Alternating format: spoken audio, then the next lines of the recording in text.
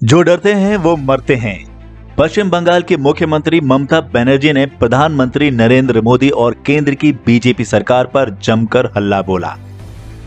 ममता ने देश के सभी विपक्षी मुख्यमंत्रियों और सीनियर नेताओं से केंद्र के तानाशाही रवैये के खिलाफ बिना डरे आवाज बुलंद करने की अपील करते हुए बॉलीवुड की मशहूर फिल्म शोले के डायलॉग का इस्तेमाल किया।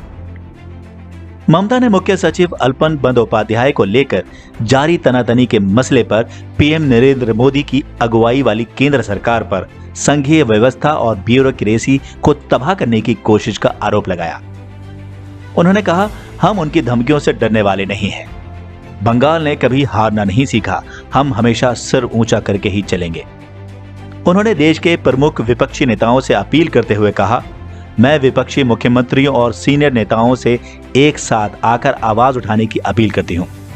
केंद्र और राज्य के बीच हमेशा से ही एक लक्ष्मण रेखा रही है। जवाहरलाल नेहरू और BR अम्बेडकर ने इस पर जोर दिया था।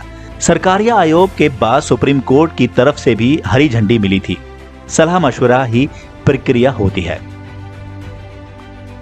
ममता ने स्वामी विवेकानंद और गुरु रविंद्रनाथ टैगोर के विचारों को रखा।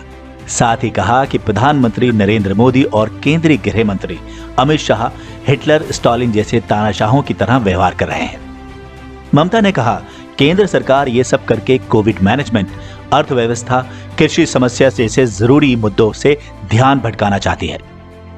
केंद्र सरकार और मुख्यमंत्री ममता बनर्जी के बीच जारी रस्साकसी के बाद पश्चिम बंगाल के मुख्य सचिव अल्पन बंदोपाध्याय ने सोमवार को रिटायरमेंट ले लिया। 31 मई को ही उनका कार्यकाल समाप्त हो रहा था, जो 3 महीनों के लिए बढ़ाया गया था। उन्हें केंद्र सरकार ने वापस बुला लिया था, लेकिन वो नहीं गए। अब ममता बनर्जी ने उन्हें अपना विशेष सलाहकार नियुक्त किया है। वो अगले 3 साल तक इस पद पर रहेंगे।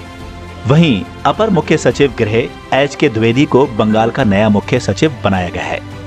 अगर आपने अभी तक हमारे चैनल को सब्सक्राइब नहीं किया है तो प्लीज सत्यमेव लाइव को सब्सक्राइब करना ना भूलें। धन्यवाद।